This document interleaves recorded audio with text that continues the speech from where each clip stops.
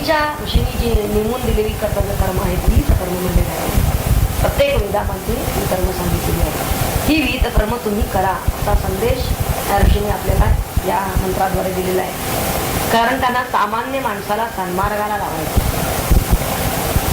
काहीतरी करत बसणं आम्हाला मनाला वाटतं म्हणून आवडतं म्हणून करतो असं मनुष्य म्हणतो. पण काहीतरी जरी केलं त्यानं तरी सुद्धा शेवटी त्याला त्या कर्माला फल असतं आणि ते कर्माचं फल त्याला द्यावं लागतं. तेव्हा इथं त्यांनी स्पष्टपणे म्हणलेलं आहे की तुम्ही सुकृताच्या मार्गानं का कृत म्हणजेच शुभ कर्माचं फल मिळेल आपल्याला, याच मार्गाला का नाही जात? मग म्हणजे थोडक्यात शुभकर्मच करा. शुभकर्माचं कर्मफल म्हणजे काय? शुभकर्म केलं असेल तर शुभकर्माचं फल मिळणार आहे. सत्कर्म केलं तर तुम्हाला त्याचं सत्कर्माचं फल मिळेल.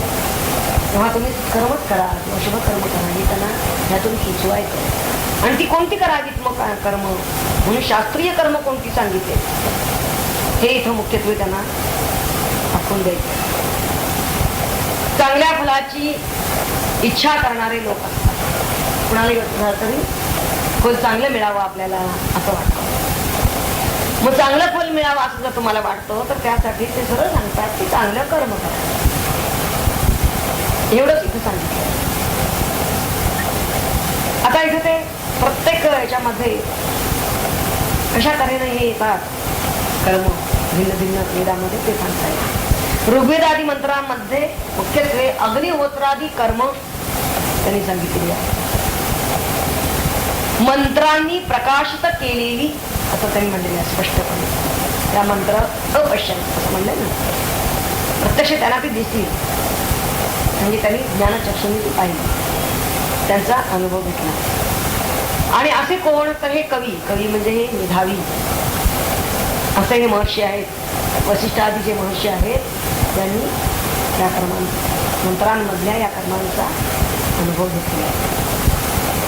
त्यांना त्या कर्मांचं ज्ञान झालं. तरी ती पाहिली याचा अर्थ त्यांना त्या कर्मांचं ज्ञान झालं. आणि अशी कर्मेच सत्य कर्मे होत म्हणजेच ती सापेक्ष नित्य आहेत असं त्यांना सांगायचं आहे. हीच शाश्वत कर्म आहे सर्व काळासाठी म्हणून हीच योग्य आहे हे त्यांनी त्यांच्या लक्षात आलं. आणि पुन्हा त्यांच्यापासून त्या कर्मांच्या पासून स्वर्गादी फलप्राप्ती सुद्धा होणार आहे. उत्तम लोकाला मनुष्य जाणार आहे. तेव्हा अशी ही वेदविहित कर्म ऋषींना ज्ञात असलेली कर्म त्रयी रूप जो वेद ह्या 3 वेदामध्ये अनेक प्रकारे प्रतिपादन केलेली आहेत. ऋग्वेद, यजुर्वेद आणि सामवेद या 3 वेदामध्ये ही 3 करण्याची कर्म 3 प्रकारची कर्म सांगितलेली आहेत. ती कोणती? हौत्र कर्म हे ऋग्वेदामध्ये सांगितलेलं आहे. ऋग्वेद आपल्या कर्माला हौत्र कर्म असं म्हणलेलं आहे. यजुर्वेदामध्ये जे कर्म सांगितलेलं आहे त्याला आध्वर्यव कर्म असं म्हटलेलं आहे. आध्वर्यव कर्म. आणि सामवेदामध्ये जे सांगितलेलं आहे त्याला औदगात्र कर्म असं म्हटलेलं आहे. औदगात्र उद्गात गीत कर्म असं त्याला म्हणतात. आणि अशी ही सर्व कर्म मुख्यत्वे विशेषतः त्रेतायुगामध्ये आधी प्रस्तुत झाली. कृतयुगामध्ये कर्मच नव्हती. त्यामुळे तिथं कर्म सांगण्याचा प्रश्नच नाही झाला. तिथे सगळे जे कोणी ऋषी होते ते फक्त ध्यान मध्ये होते, कर्मावर येतच नव्हते. आणि शास्त्राला आपली शारीरिक कर्म सांगायचीच नाहीये. त्यावेळेचे ऋषी मग काय जेवत नव्हते का, दान करत नव्हते का असं जर विचारा तर ही जी अगदी पंचकर्म सांगितलेली आहे की जी आवश्यक त्याला आहार निद्रा जे काही ही शरीर शुद्धी वगैरे तर ही कर्म केली ते त्यांनी शास्त्र सांगत नाही. हा त्या शारीर कर्मांना सांगती सहज आहेत ती कर्म. आणि म्हणून त्यासाठी शास्त्र काही सांगत नाही की तुम्ही असंच करा आणि हे कर्म असंच करा का. अर्थात बारकावे सांगणं गोष्ट वेगळा आहे परंतु ती कर्म ही सहज आहे त्यासाठी शास्त्र नाही. त्या ऋषींनी ते सोडून म्हणजे काही जे काही योग्य कुठे त्यांनी खाल्लं असेल क्षणकाल थोडा फक्त निद्रा घेतली असेल तरी देखील याहून अन्य काही कर्म करण्यासाठी ते प्रवृत्त झाले नाही. कृतयुगा तर सदैव आपल्या आत्मचिंतनात आहे, मग्न राहील. पुढे मात्र त्रेतायुगामध्ये हा यज्ञ कर्मांचा प्रादुर्भाव, कर्मांचा प्रादुर्भाव हा त्रेतायुगामधला आहे.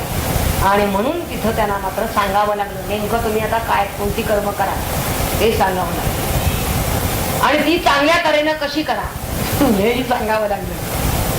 म्हणून इथं त्यांनी हा खरा मार्ग कोणता आहे हे सांगण्यासाठी हा मंत्र आपल्याला तो मार्ग सांगतो. आणि त्याचं स्पष्टीकरण या पुढच्या मंत्रांमध्ये, दुसऱ्या मंत्रापासून त्याचंच स्पष्टीकरण, त्या अग्निहोत्रादी कर्मांचं स्पष्टीकरण त्या संपूर्ण खंडामध्ये त्यांनी केलेलं आहे. पहिल्या मुंडकातील, प्रथम मुंडकातल्या खंड दुसरामध्ये.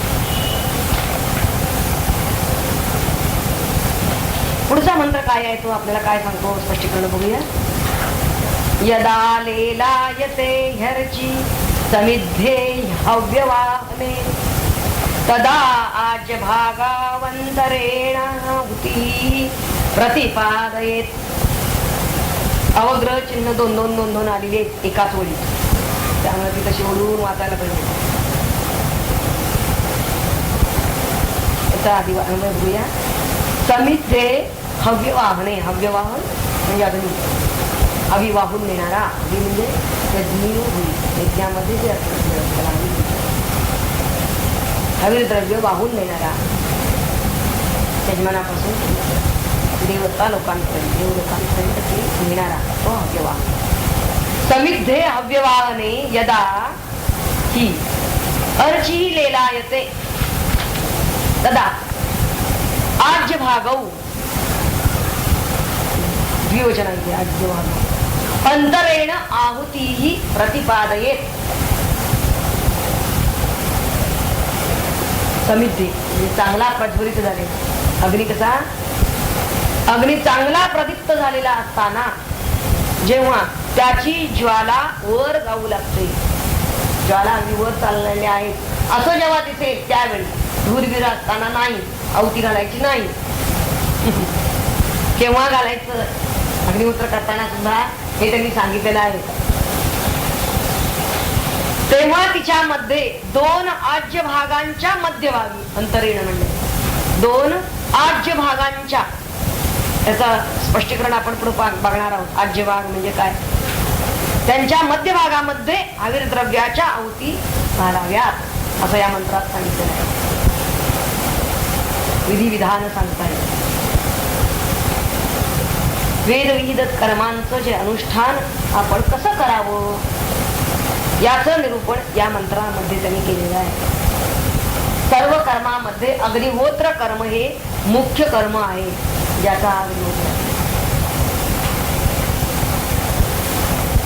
पुढे त्यांनी म्हणलेलं आहे. पुढच्या मंत्रामध्ये येईल की हे अग्निहोत्र कर्म जर माणसानं केलं नाही तर काय होईल, दारुण सांगितलं बरं का त्यांनी.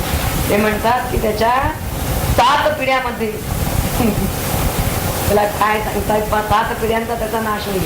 सप्त लोकांपासून तो मुकेल, त्याला ते सप्त लोकांचा जो मार्ग आहे त्याला मोकळा पुण्य मार्ग, तर या मार्गाला तो मुकेल, तिकडे जाणारच नाही तो उर्दू मार्गाला.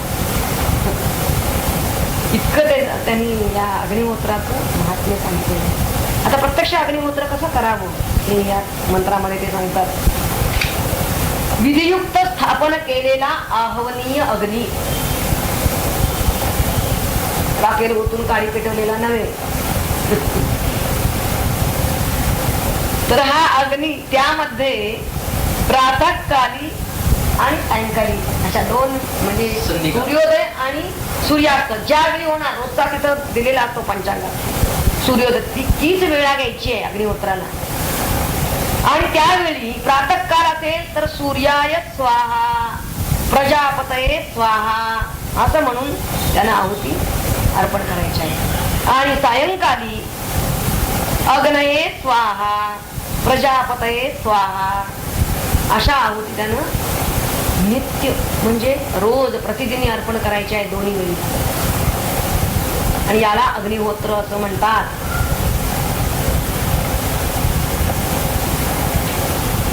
अग्नीमध्ये आहुती प्रक्षेप म्हणजे आहुती टाकणं हे केव्हा आणि कुठं करावं हे या मंत्रामध्ये सांगितलेलं आहे. केव्हा करावं ते सांगितलं.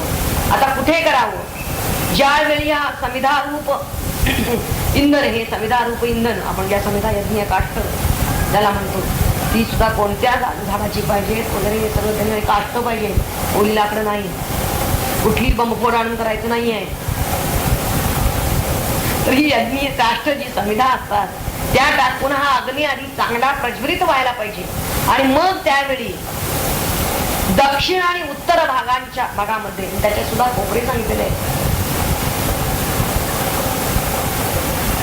चक्षुषी संज्ञक आज्य भाग त्यांनी सांगितलं की त्यात प्रथम घालाव्या लागतात या आज्य भागामध्ये. आणि नंतर मग प्रधान आहुतीचं स्थान आधी या कोपऱ्यांमध्ये दक्षिण आणि उत्तर दिशांच्या कोपऱ्यांमध्ये येणार आहे, त्याला आज्य भाग म्हणलेला आहे. आणि मग मध्य भागामध्ये येणार आहे प्रधान आहुती. आज्य भागाच्या बरोबर मध्ये त्याला आवाप स्थान असं म्हणलेलं आहे, म्हणजेच अंतरस्थान किंवा त्याचं मध्यस्थान. तिथं आधी प्रधान आहुतीचा आपण प्रक्षेप जो करायचा आहे तो त्या त्या देवतेला उद्देशून करायचा. म्हणून म्हटलं ते सकाळच्या वेळी कोणतं, सायंकाळी कोणतं ते सांगितलं, त्या देवतेचा उल्लेख तिथं व्हायला पाहिजे. तेच अग्नीचं मुख आहे हे अंतरेण हा शब्द आले. आणि तिथं आहुती टाकली की मग ती सूर्यरश्मीच्या द्वारा, सूर्यकिरणाच्या द्वारा त्या आहुती त्या त्या देवतेला पोचतात. म्हणून ते सूर्याचं सूर्योदय आणि सूर्यास्त या वेळा आहेत त्या त्याच सूर्यास्त झाल्यानंतर ही सायंकाळची आहुती जाऊन काही केलं. अशा तऱ्हेनं हा आहुती प्रक्षेप रूप जो कर्ममार्ग आहे तो स्वर्गादी लोकप्राप्तीचा मार्ग आहे. एवढं लक्षात. आता आधी या दोन मंत्र घेतले त्यांच्यावरचा आधी वाचून आणि मग तिसरा मंत्र झाला तर, कारण हा भाग एक वेगळा आहे. आणि मग तिसऱ्या मंत्रामध्ये जर तुम्हाला हे असं घडलं नाही, जर तुमच्याच्यानं हे असं घडू शकलं नाही किंवा त्याच्यामध्ये कोणत्या कोणत्या चुका होऊ शकतात, त्या चुका झाल्या तर मग तुम्हाला काय त्याबद्दल दारुण शिक्षा भोगावी लागेल हे पुढच्या तिसऱ्या मंत्रात देणार आहे. परंतु तो पुढचा भाग घेण्याआधी आधी कसं करायचं विधी ते विधान आपण घेऊ. निषेध भाग आहे तो नंतर होतो. महर्षींच्या मुखातून अक्षर जे ब्रह्मपूर्ण त्यांचे ऐकता वर्णन शौनकतो सुखावला. मनी म्हणे हे अक्षर अद्भुत आहे खरोखर, बुद्धी गोंधळे तरी मधुर ऐकताना सुख वाटे. जे का सर्वज्ञ सर्वगत ज्ञान त्याचे होता प्राप्त, सर्व काही कळेल यात शंका नाही अंशे. परिज्ञान म्हणजे काही शब्दज्ञान नुसते नाही, अनुभवाची पूर्ण येई साक्षात्कारे तेची ज्ञान. मनबुद्धीची नये घेता तेणे अग्राह्य तत्वता, त्याचे पुढे काय वार्ता ज्ञानासाठी इंद्रियांची. अदृश्य स्वये ते असून दृश्य सृष्टीचे कारण, होतसे हे विलक्षण जाणून या घ्यावे कसे. ते अनुभवा आल्या विण होईल ना समाधान, असले पाहिजे साधन योग्य व्हावया त्यासाठी. अंगिरा समलाभे गुरु कशाचा आता भीड धरू, मनी आले ते विचारू संकोच नाही कामाचा. या विचाराने शौनक लवी आदरे मस्तक, म्हणे आहे अलौकिक वर्णन या अक्षराचे. स्वरूप नुसते ऐकून भाराहून जाते मन, थक्क करी अंतःकरण याची भव्य उदात्तता. परंतु हे अनुभवा कसे यावे सामान्य जीवा, कृपा करोनी सांगावा उपाय काही त्यासाठी. शिष्याची जिज्ञासा सुखवी गुरुच्या मानसा, म्हणे अनुभव यावा कसा हे पुसती फार थोडे. जे काही विचारती त्यातील थोडे यत्न करती, सिद्धीपर्यंत टिकताती अत्यल्पची तयामध्ये. जिज्ञासू तू निष्ठावंत प्रयत्नशील बुद्धिमंत, ऐक सांगतो तुझ प्रत मार्ग सरळ या ज्ञानाची. अरे भगवत कृपे विना आकळे ना तत्व कोणा, परी यावीच लागते ना पात्रता त्या कृपेची. शेतात नाना प्रकारे श्रम करावे लागती बारे, तेव्हाच डौलाने तरारे पीक कृपेने निघाच्या. शांत निरोगी समाधानी असावे वाटता वृद्धपणी, तयाची बाल्यापासून करावी लागे सिद्धता. विद्याभ्यासी बालपण उद्योगी संयमी यौवन, ज्याने ठेविले आवर्जून वृद्ध तोची सुख पावे. साक्षात्कारा यावया ब्रह्मज्ञान तसे सखया, अनेक परीच्या उपाया कथिले आहे वेदाने. अपरा ईशा नावानी विद्या ज्या तुझ लागुनी, कथिल्या त्यांच्या अनुष्ठानी पात्रतेचा लाभ होतो. पाहून आपुली प्रकृती घेऊन शास्त्रांची संमती, यत्न केल्यासी त्या प्रती निश्चयाने लाभे फळ. परब्रह्माची माया शक्ती करी सृष्टीची निर्मिती, आपुल्या पुरता लोकरीती संसार हे मानिजिया. शास्त्रदृष्टीने संसार जरी आहे सार, तोच तरी आधार व्हावया उद्धार जीवांचा. शुद्ध बुद्धी निश्चल चित्त देह सदाचारी रत, यांच्या साह्य होतात लोकी सिद्ध सामान्य. सर्व उपायांचे मर्म आचरावे वीत कर्म, तेची व्रत तोची धर्म उन्नतीची जीवाच्या. वेद मंत्र ज्यांनी पाहिले त्यांनी हे मार्ग शोधिले, त्रेतायुगी अनुष्ठिले यासी प्रज्ञावंतांनी. पुरुषार्थांची व्हावया प्राप्ती हाची आश्रय निश्चिती, म्हणून याची झाली ख्याती सत्याऐशी लोकांमध्ये. या मार्गाने चालल्यावरी इच्छा पूर्ण होते सारी, म्हणून याची आदरी आचरावे सज्जनानी. सर्व दृष्टींनी आपुले कल्याण व्हावे वाटले, तरी पाहिजे आचरले विहित कर्मा निष्ठेने.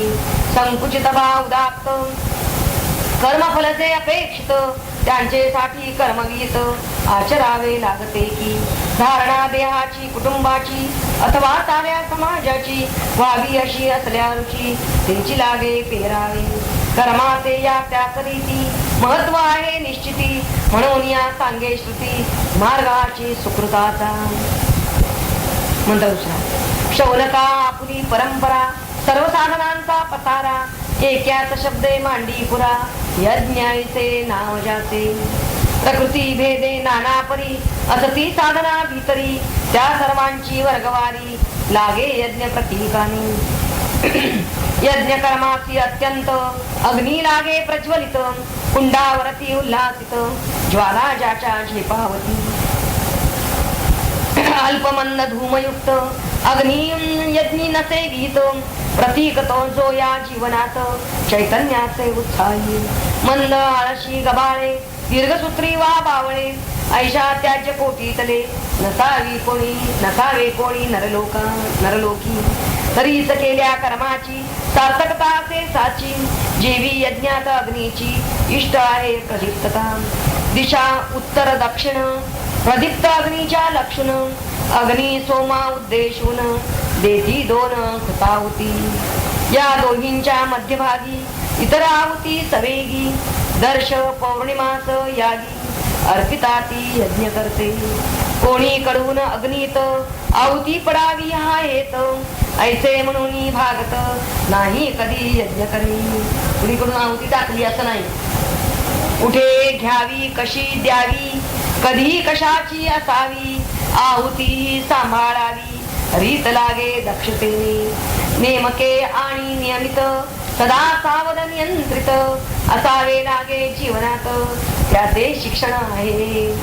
कुणी कधी कसेही स्वैर करावे काही, असे म्हणणे योग्य नाही वाटल्यासी भले व्हावे. मनोरंजनासाठी खेळ खेळताती लोक सकळ, तेथेही नियम पुष्कळ काटेकोर असती की.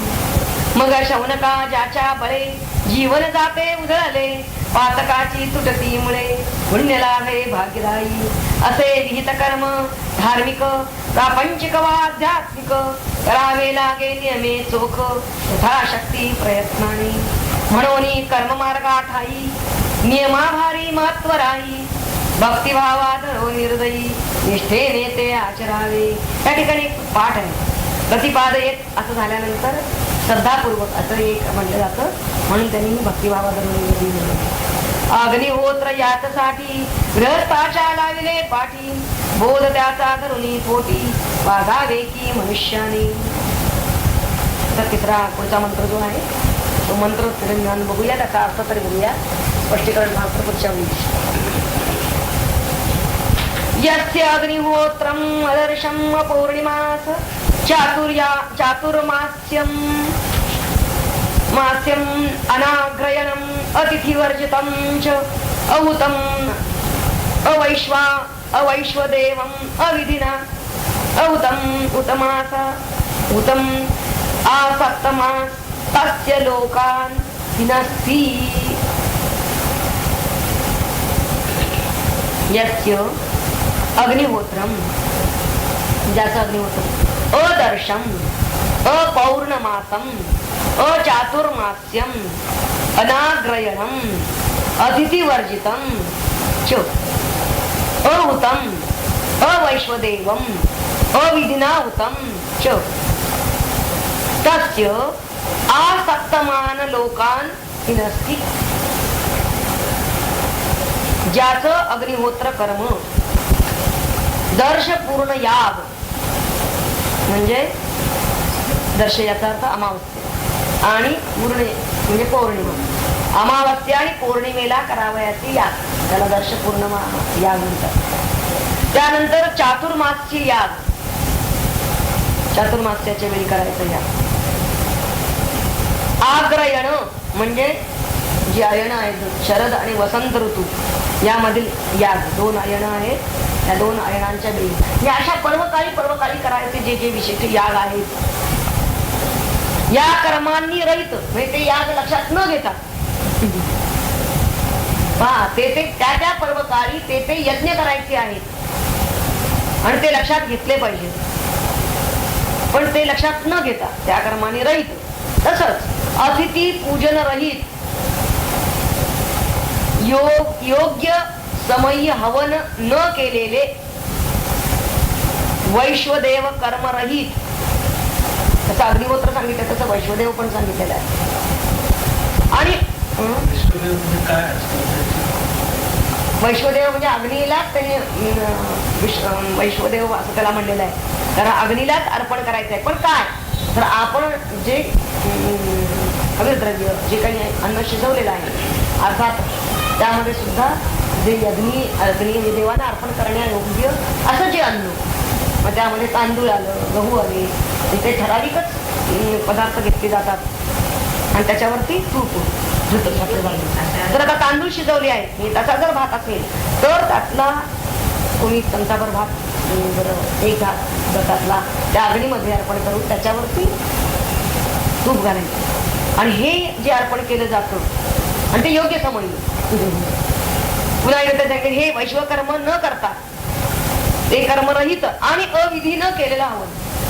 विधी जसं सांगितलं मागच्या मंत्रामध्ये तुम्ही विधियुक्त सांगितलेलं आहे, त्याप्रमाणे हवन केलं नाही, असं जर केलेलं असेल तर ते त्याचं अग्निहोत्र म्हणजे या सगळ्या अटी न पाळता केलेलं अग्निहोत्र, कसंही जसं जमलं तसं, मला जसं झालं तसं असं मनुष्य म्हणतो, तर ते म्हणतात असं जर त्यानं केलं तर ते त्याच्या 7 पिढ्यांचा नाश करतं किंवा त्याला 7 लोकांपासून तो मुक्तो. कारण हे अग्निहोत्र कशासाठी आहे, हे 7 लोकांमध्ये कुठे ना कुठेतरी त्याला गती मिळते या पुण्यकर्मानं म्हणून, परंतु त्या 7 लोकांपासून तो मुक्तो. म्हणजे हे अग्निहोत्र कर्म न करणारा यजमान हा 7 लोकांपासून च्युत होतो.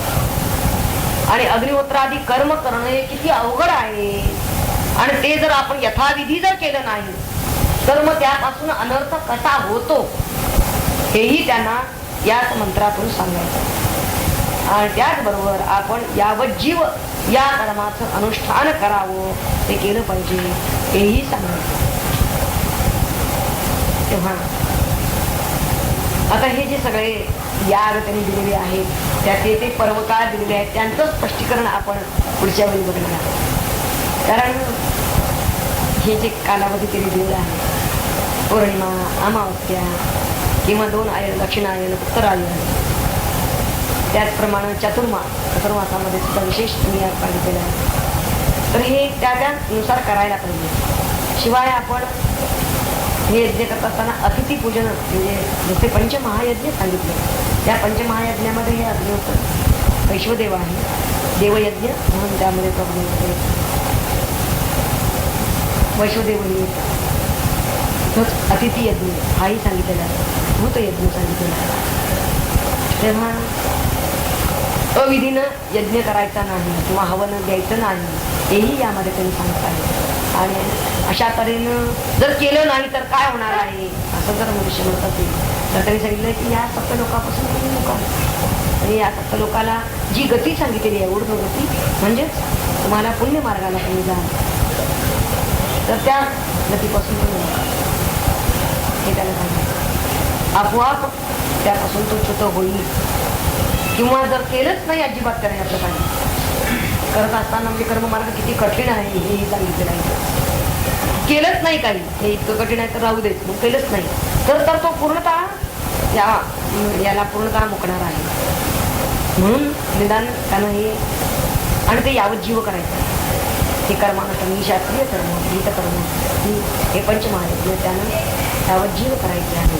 वेदविध कर्म त्यानं टाकू नये असं त्यांना सांगायचं.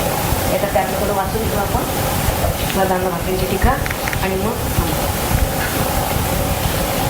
दर्श आणि पौर्णमास प्रकार यागाचे विशेष आचरताती जयास अमावस्या पौर्णिमेसी चातुर्मास्य या यागास परवेचारासती विशेष वैश्वदेव वरुण प्रघास साकमेघ मेध सुनासिर ही नाव आहे तुमची.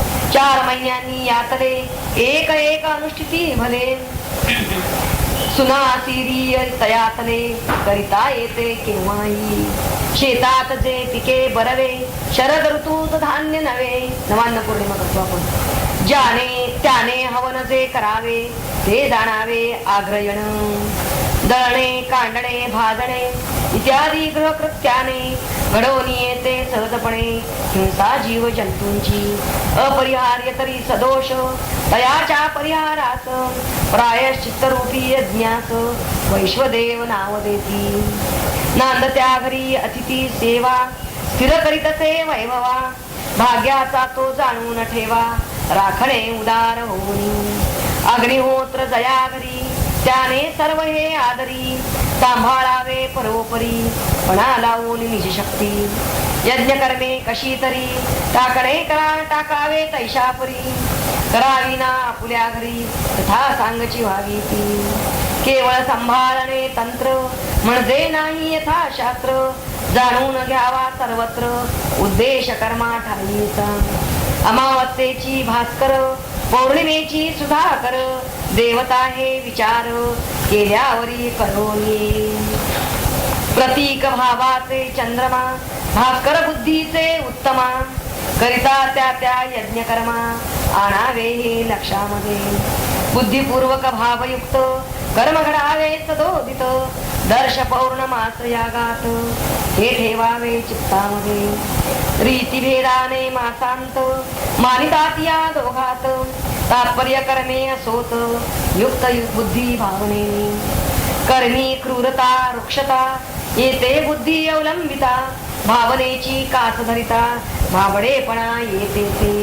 देणे कर्म सुकृत भावे तसे नाही होत हेच जणू सुचवितात यागदर्श पौर्णिमेचे. पावसाळी 4 मास चातुर्मास्य म्हणती नर शेतीचा जो परमोदार काळ आहे महत्वाचा. मनुष्य करी जी निर्मिती शेती त्याची जाण मूर्ती केवळ स्वार्थ साधनी ती नसावी की केव्हाही. आणून देण्या हे लक्षात चातुर्मास्य होतो निमित्त आचरिल्याने समाजात नांदे सुबत्ता शांती. बीज पेरिले शेतात ते अनेक पटीने वाढते ज्या योगाने प्रत्यया येते वत्सलता ती ईशाची. ज्याच्या कृपेने वैभव आनंदाने भोगिती जीव त्याचा असावा आठव. म्हणून चातुर्मास त्यामध्ये 4 महिन्यातच हे सगळे कथा हरिकथा वगैरे का लावतात तर त्याची वत्सलता ही आपल्याला लक्षात यावी आठव त्याचा भाव. ज्याच्या कृपेने वैभव आनंदाने भोगती जीव त्याचा असावा आठव कृतज्ञतेने चित्तासी. होऊन या निरभिमानी ईशे दिले ते ईश चरणी अर्पावे मग आनंदानी प्रसाद उरला सेवावा. ही भावना आग्रयण सुचवी शुद्ध करण्या मन चित्तशुद्धी झाल्याविण साक्षात्कारात ज्ञान येईन. अग्निहोत्र हे ऐशा रीती वलन लावी जीवा प्रती अश्रद्धते त्या टाकीती त्यांची हानी पूर्णपणे. यज्ञ शिकवी कृतज्ञता यज्ञ शिकवी उदारता दक्षता निस्वार्थता बाणे चित्ती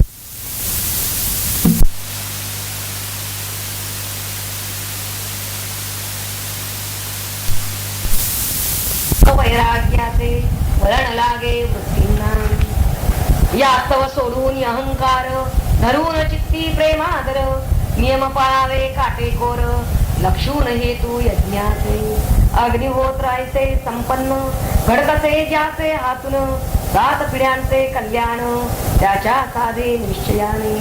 यज्ञाचे या अनुष्ठान विवेकाने करता पूर्ण यथाधिकारे लाभे स्थान 7 लोकात जीवासी.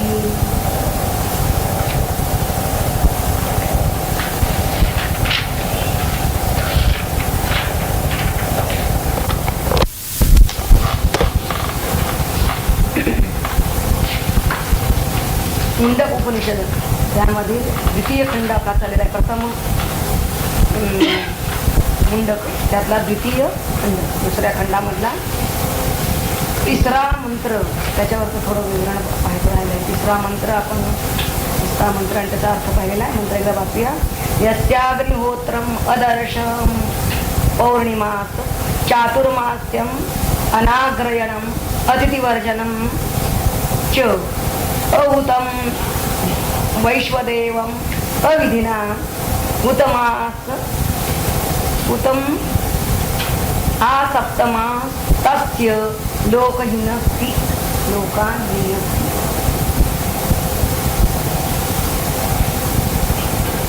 याचा अर्थ असा आहे, यस्य ज्याचे अग्निहोत्र कर्म अदर्श पौर्णमास दर्शपूर्ण याग केलेला नाही आणि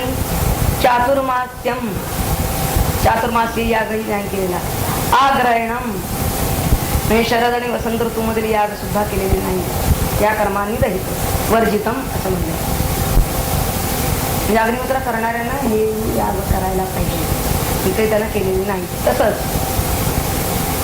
अतिथी वर्जितम अतिथी पूजन रहित आणि योग्य समयी हवन केलेलं नाही असे वैश्वदेव कर्मरहित आणि अविधीनं हवन जिथं केलेलं आहे असं ज्याचं अग्निहोत्र आहे ते त्याचे अग्निहोत्र जणू काही 7 पिढ्यांचा नाश करते किंवा 7 लोकांपासून तो मुक्तो असा हा मंत्र आहे. म्हणजे हे कर्म किती त्यांना व्यवस्थित करायला पाहिजे, यथाविधी यथाकाली हे सांगायचं आहे त्यांना.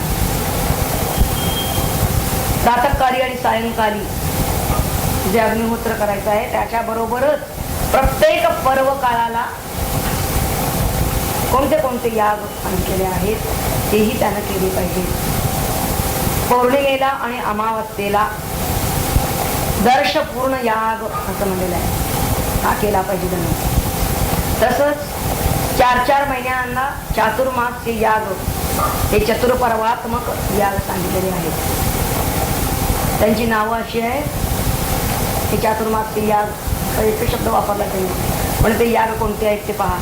वैश्वदेव वरुण प्रघास साकमेध शुनासिरीय अशी त्या यागांची नावं आहेत. त्याशिवाय शरद ऋतूमध्ये आणि वसंत ऋतूमध्ये आग्रयण हे 2 याग आहेत. त्या आग्रयण यागांची नावं अशी आहेत. व्रीह्याग्रयण आणि यवाग्रयण. म्हणजे नवीन धान्य आल्यानंतर त्याचं प्रथम अग्नीत हवन करायचं आणि मगच ते भक्षण करायचं.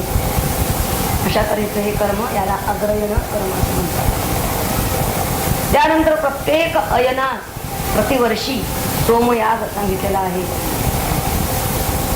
याशिवाय दररोज म्हणजे प्रतिदिनी अतिथी पूजन करायला सांगितलेलं आहे. शिवाय अन्न शुद्धी आणि पंचहिंसा दोष जाण्यासाठी म्हणून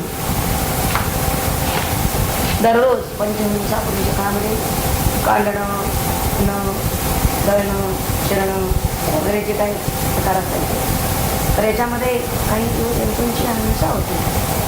तर आपण अन्न शिजवत असताना तर त्याच्या परिहारासाठी म्हणून दररोज वैश्वदेव याग सांगितलेला आहे.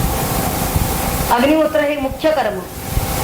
आणि आता हे सगळे जे याग सांगितले ते सगळे याग आणि सांगितलेली सगळी पथ्य पाळून यथाविधी हे श्रौत कर्म जो कोणी करत नसेल तो सप्त लोकांपासून च्युत होतो असं म्हणतात. आता सप्त लोक याचा एक अर्थ आहे भूभुवा स्वहा महाजना सपा आणि सत्यम हे 7 लोक. जसजसं त्याचं कर्म उन्नत असेल त्यानुसार त्या लोकाला तो मृत्यूनंतर जातो. परंतु इथं त्यांनी जे म्हणलेलं आहे की दुसरा त्याचा एक अर्थ आहे सप्तलोकाचा 7 पिढ्या. त्याच्या 7 पिढ्या. तर कोणत्या या पिढ्या? तो स्वतः चालू असेल त्याची पिढी, त्याच्या पूर्वजांच्या 3 पिढ्या आणि त्याच्या पुढच्या अपत्यांच्या 3 पिढ्या. म्हणजे असं की जर का नित्यकर्म विधी तो योग्य प्रकारे करत नसेल तर त्याचा परिणाम केवळ त्याच्या स्वतःवरच होतो असं नाही, तर त्याचे वडील, त्या वडिलांचे वडील आणि त्यांचे वडील म्हणजे पिता, पितामह आणि प्रपितामह यांच्यावर, तसंच त्याच्या पुत्रावर, पौत्रावर आणि प्रपौत्रावर याचे परिणाम त्याच्या कर्माचे होत असतात. आणि म्हणून त्यानं हे श्रौत कर्म यथाविधी आचरावं. 7 पिढ्या या अशा सांगितल्या. तेव्हा पुढचा आता जो मंत्र येतो तो आपण आज पाहणार आहोत. मंत्र 4. काली करालीच मनोजवाच सुलोहितायाच सुधूम्रवर्णां पुल्लिंगिनी विश्वरुचीच देवी लेलायमाना इति सप्तजिह्वा. अग्नीच्या 7 जिव्हा, लवलवणाऱ्या 7 जिव्हा इथं सांगितलेल्या आहेत.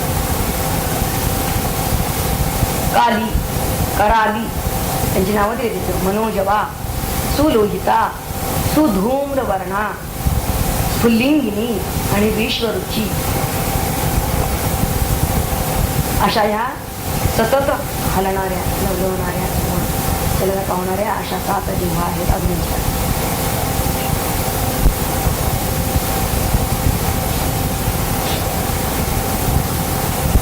ह्या उपनिषद मंत्रामध्ये हे जे ऋषी आहेत यांनी आपल्या या ज्ञान मंत्रांना विज्ञान निष्ठता दिलेली आहे. आणि याचं उत्कृष्ट उदाहरण म्हणजे हा मंत्र आहे. शास्त्रीय दृष्टिकोनावर आधारलेलं असं हे वर्णन आहे. आणि हे वर्णन पाहिलं की वास्तविक अग्नीच्या अशा 7 जिव्हा वगैरे कुठेच वर्णन आलेले नाही जे या मंडपोपनिषदाच्या ह्या मंत्रात आहे. त्यांच्या बुद्धीची झेप उपनिषदकालीन ऋषींच्या बुद्धीची झेप किती फाट होती याची कल्पना या ज्या 7 जिव्हांची नावं आहे त्यांचं जर चित्रण जर बघितलं आपण तर लक्षात येईल. अग्नीच्या या 7 जिव्हा असं ते म्हणतात. अग म्हणजे वर्तुळाकार गती असणे, तेव्हा गतिमान असणाऱ्या शक्तीला अग्नी असं म्हणलेलं आहे. म्हणजे अग्नी म्हणजे ह्या जिव्हा यांनी म्हणलेला आहे ना, तेव्हा त्यातला मूळ अग्नी हा जो शब्द आहे त्याचा अर्थ काय आहे तो आधी आपण बघणार. गतिमान असणारी शक्ती. आता यामधलं पहिलं रूप ते सांगतात काली. काली याचा अर्थ कालाची शक्ती. मूळ शब्द त्यातला काल आहे. काल म्हणजेच वेळ हा एक अर्थ आहे आणि काल याचा दुसरा अर्थ आहे मृत्यू. काली परब्रह्माची शक्ती आहे. ती जसं आपलं जीवन घडवते तसंच मृत्यू सुद्धा घडवते. आपल्या जीवनात टाईम म्हणजे वेळ कालाला तेवढं महत्व आहे कारण आपलं जीवन म्हणजे ठराविक काल आहे. परंतु त्याचबरोबर हा काल संपुष्टात आणणारी शक्ती सुद्धा होती आणि म्हणून तिला काली. कराली असं पुढचं जिल्ह्याचं नाव आहे. कर अधिक अली. अली म्हणजे रांग ओळ. कर म्हणजे हात. जणू काही हातांची रांगच असलेली म्हणजे अनेक हात असलेली ती कराली. अनेक हाताने ती अनेक प्रकारची कामं करते म्हणून अनेक प्रकारची कामं करणारी शक्ती म्हणजे कराली. आता हे कसं काय? समजा एक विद्युत किंवा वीज ही कराली आहे असं म्हणतात. ती अनेक प्रकारची कामं करण्याची शक्ती तिच्यात कशी कशी आहे? तर ती विद्युत ट्यूब मधून आपल्याला प्रकाश देते, पंख्यामधून वारा देते, हीटर मधून उष्णता देते, फ्रीज मधून थंडावा देते. म्हणजे याचा अर्थच असा होतो की अनेक प्रकारची कामं एकच शक्ती करू शकते म्हणून तिला कराली असं म्हणतात. पुढे म्हणलेलं आहे मनोजवा. मन मनाप्रमाणे वेग असलेली. जव याचा अर्थ वेग. कारण सगळ्यात जास्त वेग आपण मानतो की प्रकाशाचा वेग आहे.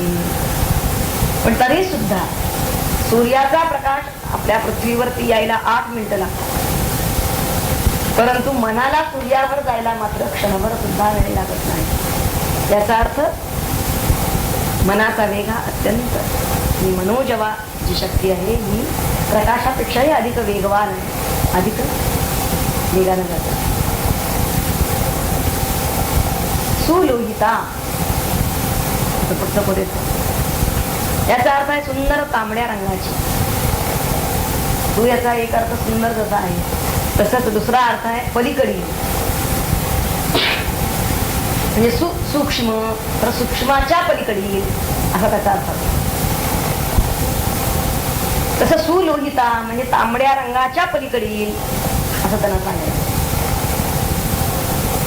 म्हणजे याचाच अर्थ वैज्ञानिक भाषेमध्ये जर आपल्याला सांगायचं झालं आजच्या तर इन्फ्रारेड आणि त्याच्या पलीकडील लहरी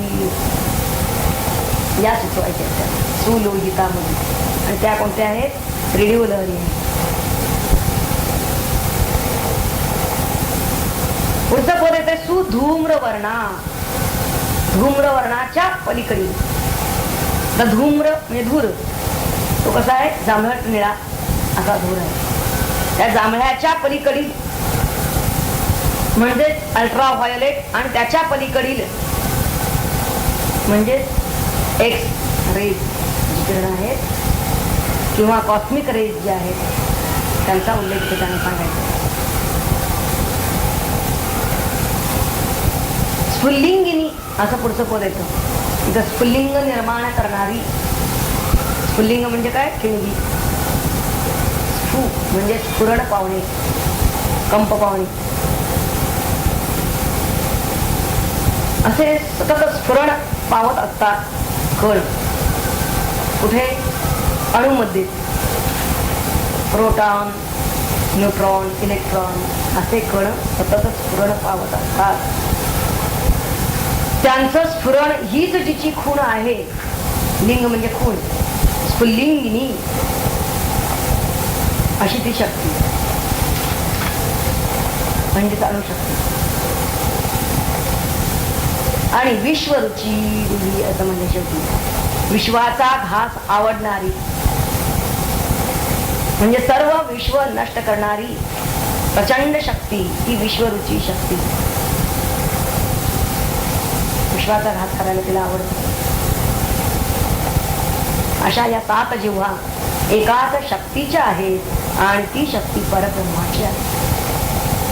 होमकुंडामधील अग्नी हे तिचं प्रतीक मानलेलं आहे आणि अग्नीच्या या 7 जिव्हा हे रूपक केलेलं आहे. या ठिकाणी हे लक्षात घ्या. उपनिषदामधील मंत्रांमध्ये काही वेळेस रूपक येतात ते आपण समजून घेतली पाहिजे. यावरच वर्धानंद भारतीची टीका आपण लगेचच पाहूया. मंत्र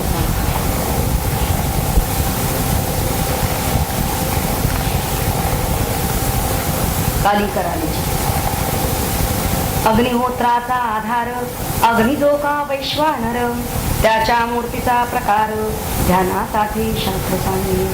4 शिंगे 2 मुखे 7 हात 3 चरण, त्याच्या प्रदीप्त वदनातून लळलळताती 7 जिव्हा. त्या जिव्हांची तुला नावे सांगतो मी, लक्ष द्यावे. गूढ अर्थाचे त्यात बरवे भांडार आहे भरले. काली कराली ती दुसरी, मनोजवा जिव्हा तिसरी. तो लोहिता ही 4थी खरी, सुधूम्रवर्णा 5वी ती. पुल्लिंगिनी ती 6वी, विश्वरुची ती 7वी.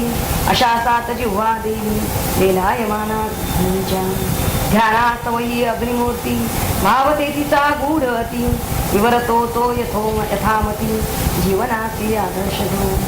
जीवरूपी जो जे चैतन्य आधार देहाचा अनन्य, तोची श्रुती माता ही धन्य अग्निरूपे वाखाणी. सत्व रज तम हे गुण या अग्नीचे चरण 3. शिंगे याची शोभायमान अंतःकरण चतुष्टय. प्रवृत्ती आणि निवृत्ती 2 वदने ही निश्चिती. जाणणे 7 प्राणाप्रती हात 7 या अग्नीचे. दोन्ही मुखातून पुढती 7 जिव्हाचे पावती. काली कराली या रीती वेदवर्णी तो जाणावी. ज्या वृत्तीने संपन्न होते मानवी जीवन, त्या वृत्तींचे उपलक्षण जेव्हा विषय सांगली स्तुती. ठसा तिन्ही कालावरती उमटली आपुलाची धृती. वर्णिली से वाटते ती येथे काली नावानी.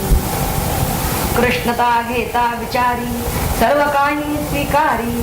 तरुणी समतांतरी ही काली जाणावी. व्यवहारी कराल शब्द उग्र रौद्र भयप्रद. विशालतेचा करी बोध हीच वृत्ती कराली. दुष्प्रवृत्ती समाजाची दुःखदायक विशेषी.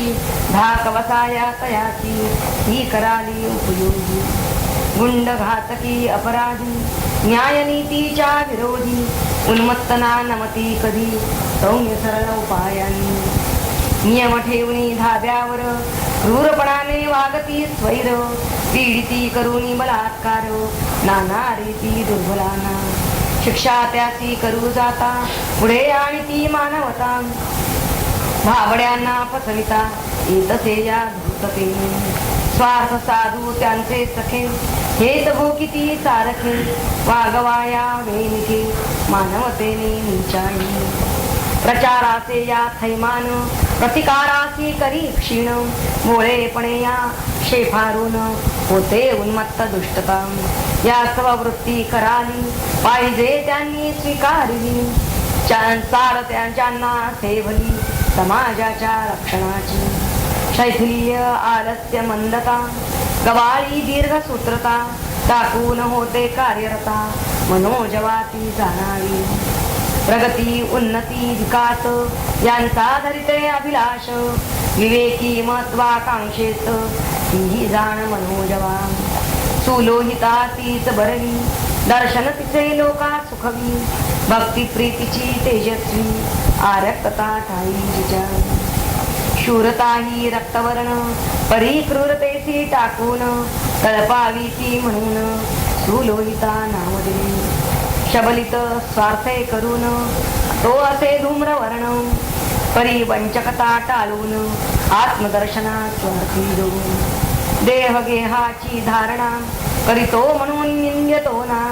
स्वीकार्यतेने सुलक्षण सुधूम्रवर्णा वृत्ती.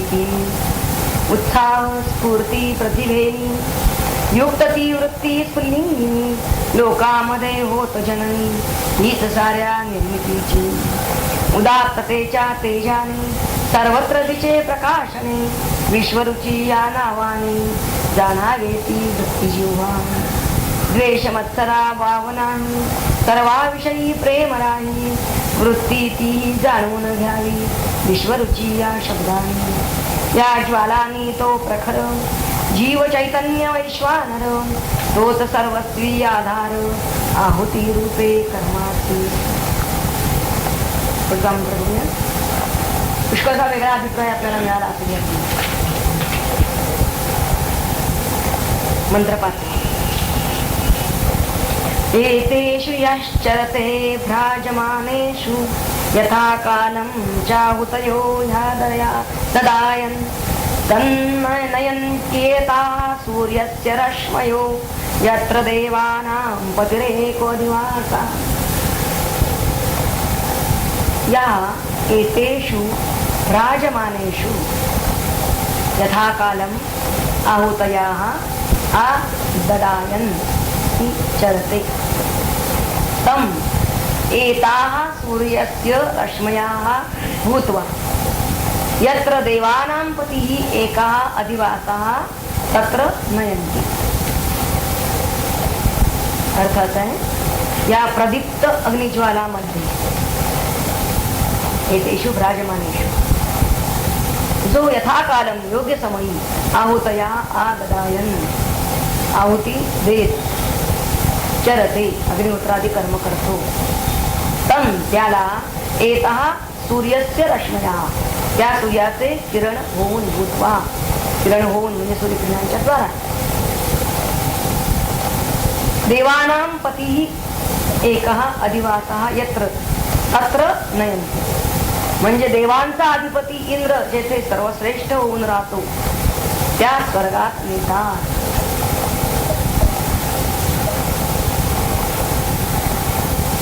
इथं सूर्यस्य रश्मया भूत्वा सूर्य या शब्दाचा अर्थ थोडा हे रूपक आहे हा मंत्र म्हणजे. तेव्हा त्या रूपकाचा अभिप्राय काय तोही आपल्याला लक्षात घ्यायला पाहिजे. तत्वज्ञान दृष्ट्या सूर्य याचा अर्थ समष्टी कर्मफलांचा संचय. अर्थात जगातील संपूर्ण सजीवांनी आपल्या विशिष्ट कालामध्ये सर्व कर्मांच्या फलांचा संचय जिथं झालेला आहे आणि जी जी कर्म केली त्याचं जे काही फुल असेल ते जिथं साठवलं जातं. कारण तेच त्यांना पुढचं जीवन देणार आहे म्हणून त्याला सूर्य असं म्हणलेलं आहे. आणि या मंत्रामध्ये आहुती सूर्यकिरणांच्या रूपामध्ये यज्ञकर्त्याला जेथे तो आपल्या कर्मांची फळं उपभोगू शकेल अशा लोकाला पोचवतात असं म्हणलं. हे जसं शास्त्रीय शास्त्राला धरून आहे त्याचप्रमाणे ही रचना काव्यमयी केलेली आहे. आपण जी अत्यंत आत्मीयतेनं म्हणजे मनापासून आणि पवित्र अशी कर्म जेव्हा करतो तेव्हा त्या कर्त्याच्या मनोरचनेला ती कर्म घडवीत असतात. इथं आहुती हा शब्द जो आलेला आहे आणि ही आहुती सूर्यकिरणांच्या रूपाने त्याला स्वर्गामध्ये देवेंद्राप्रत पोचवतात नेतात असं इथं रूपक केलं असं म्हटलेलं आहे. आता इथं देव देवांचा अधिपती त्या देवानां पती असं म्हणतात. देव या शब्दाचा अर्थ आहे तर देव ही एक संज्ञा आहे. प्रत्येक आपण पाहिलं की प्रत्येक एकेका इंद्रियाची एक देवता अधिष्ठात्री देवता असते. नेत्राची देवता जशी सूर्य आहे, कानाची देवता आकाश. म्हणजे प्रत्येक इंद्रियाला त्याची देवता असते. याचा अर्थ त्याला कार्यान्वित करण्यासाठी होण्यासाठी आवश्यक ते माध्यम असते. प्रकाश माध्यमाशिवाय जसं डोळे पाहू शकत नाही किंवा आकाश माध्यमाशिवाय जसं कान ऐकू शकत नाही म्हणून त्याला आपण देव असं म्हणतो. देव या शब्दाचे अनेक अर्थ होतात. देव म्हणजे प्रकाश देतो तो देव किंवा जो दुसऱ्यांना प्रकाशमान करतो तो देव. तसंच जो संपत्ती देतो तोही देव म्हणजे. जो आरोग्य देतो तोही देव. जो मार्ग दाखवतो तोही देव. देव शब्दाचे अनेक अनेक अर्थ होतात. संगीत ध्वरित जो करतो तो देव आणि जो आपल्याला ज्ञान आणि विज्ञान देतो तो देव. इथं त्यांनी मन हा सर्व इंद्रियांचा राजा असल्यामुळे म्हणजेच राजा याचा अर्थ नियंत्रक आणि आधिपत्य गाजवणारा. त्यामुळे मनाची देवता म्हणजेच देवांचा राजा इंद्र. आणि म्हणून इथं त्यांनी जे म्हणलेलं आहे की जाणीवपूर्वक जी काही त्यांना कर्म अग्निहोत्रादी कर्म श्रौत कर्म केलेली आहे फलाशनं केलेली आहे अशी जी कर्म असतात ती मानसिक स्तरावर आवश्यक संस्कार उमटवतात, ती देवेंद्राला पोचतात, त्या सर्व लोकांना नेतात. त्याचा अर्थ तो आहे. अशी आपण ज्यावेळी जाणीवपूर्वक काही कर्म करतो आणि फलाशनं केली जातात, ती आपल्या मानसिक स्तरावरती निश्चितपणे ठसा उमटवतात. हेच या रूपकातून त्यांना सूचित करायचं.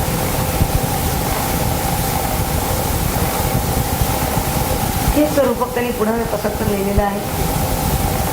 जर लोकाला जातात त्याच्याबद्दलचाच पुढचा मंत्र येतो, तो घेऊनच मग वाचतो. मंत्रसाल्यामध्ये ते म्हणतात, एहे तमाहुतया सुवर्चस्वः सूर्यस्य रश्मिभिर्यजमानं वहन्ति प्रियां वाचमभिवदन्नयो अर्चयन्त्यः एषः वः पुण्यः सुकृतो ब्रह्मलोकः. ब्रह्मलोकः असा जरी शब्द असला तरी सुद्धा ब्रह्मलोक या शब्दाचा अर्थ इथं स्वर्लोक असा घ्यायचा आहे. भाषामध्ये आचार्यांनी सांगितलेलं आहे. ते का ते आपण बघणार आहोत. आधी या मंत्राचा अन्वय अर्थ वगैरे बघूया.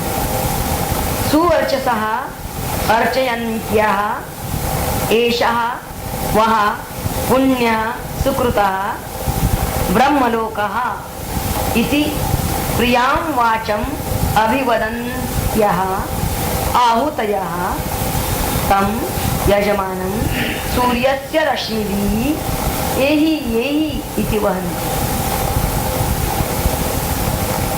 अर्थ असा आहे, सुवर्चसः दीप्तिमंत प्रदीप्त अर्चयंत्या पूजा करणाऱ्या आणि एषः वहा पुण्या सुकृता ब्रह्मलोकः असं म्हणणारे, हा तुमचा पुण्य आणि सुकृत ब्रह्मलोक आहे.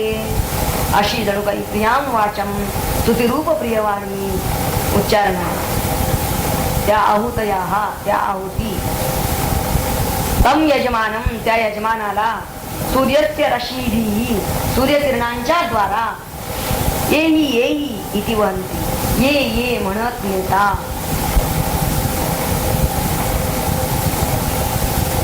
ज्याप्रमाणे एखादा राजा निघाला की त्याचे सेवक त्याला, महाराज आपण या मार्गाने चला, या मार्गाने चला सांगत असतात, त्याप्रमाणे जणू काही इथं यजमानाला, ज्याला हे अग्निहोत्रादी कर्म केलेलं आहे, त्याला आहुत्या व्यवस्थित टाकलेल्या आहेत, त्याला त्या आहुत्या, हा आपला स्वर्गलोकात जाण्याचा पुण्यकारक मार्ग आहे, तेव्हा आपण या मार्गाने चला, या मार्गाने चला अशा तऱ्हेनं जणू काही म्हणताय, या मार्गाने नेताय. त्या यजमानानं मुळात यथाकाल यथाविधी या आहुती अर्पण केलेल्या आहेत, म्हणून त्या आहुती त्याच्यावरती, त्या अग्निज्वाला त्याच्यावरती यजमानावर प्रसन्न आहेत. तुझ्या सुकृतानं तुला स्वर्लोक मिळालेला आहे, तेव्हा ये चल तू, अशा तऱ्हेनं त्या जणू काही म्हणत आहेत आणि त्या त्याला जणू बोलावत आहेत, अशा तऱ्हेची कल्पना करतात. ज्यावेळी सकाम बुद्धीनं आपण विहित आचरण करतो त्यावेळी आपल्याला स्वर्ग ही फलप्राप्ती होते.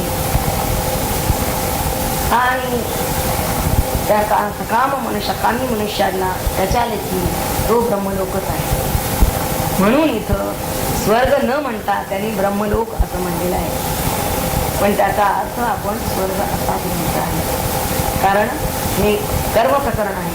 कर्मनिष्ठांचं वर्णन इथं चालू आहे. शेवट कर्म सांगत आहेत, तेव्हा ज्ञानग्रहित जे कर्म असेल त्याचं फल इतकंच आहे, म्हणजे स्वर्गाधीच त्याला मिळेल, ते स्वर्ग पराहोती असं ज्ञानदेवाने पण सांगितलं. 3ऱ्या अध्यायामध्ये भगवद्गीतेमध्ये ब्रह्मदेवाने यातून त्या सगळी जी व्यवस्थित कर्मयोग म्हणजे आपल्याला विहित कर्म जी सांगितली आणि या विहित कर्मांचं फल काय असं विचारल्यावर त्यांनी त्यावर सांगितलं. विहित कर्म स्वे स्वे कर्मणे अभिनिरता, जे आपली यज्ञदान तपः कर्म व्यवस्थित आचरण करतात ती ते स्वर्ग पराहोती, त्यांना परलोकप्राप्ती म्हणजे स्वर्गप्राप्ती होईल असं सांगितलेलं आहे. तेव्हा तेच या मंत्रामधून त्यांना सूचित करायचं आहे. आणि म्हणून इथंपर्यंतचा जो विभाग येतो हा या कर्मनिष्ठांचा आणि यानंतर पुढे 7व्या मंत्रापासून जो भाग येणार आहे त्यामध्ये मात्र तरी केवळ नुसत्या कर्माने जास्त काय वेळेला आता स्वर्ग म्हणजे काय पुन्हा त्याला तिथं आणखीन काही त्याच्या आशा लागलेल्या आहेत आणि ते चांगले उत्तम भोग घ्यायचे आहेत त्याला म्हणून त्याला ती कामना केली परंतु ते भोगून झाल्यानंतर सुकृत जोपर्यंत आहे तोपर्यंत तो राहणार आहे पुण्याची पावती सरे मागवते असं ठरलेलं आहे तेव्हा पुढच्या मंत्रापासून मात्र हा विभाग एकदम बदलतो तेव्हा या 6 आणि 7 आपण मर्दांमध्ये किती करू 5 आणि 6 भावया सर्वत्र विजयी या प्रदीप्ताग्नी ठाई निष्ठेने जो आहुती देई यथा काली यथा रीती त्याचे हरती सारे श्रम करिता हे विहित कर्म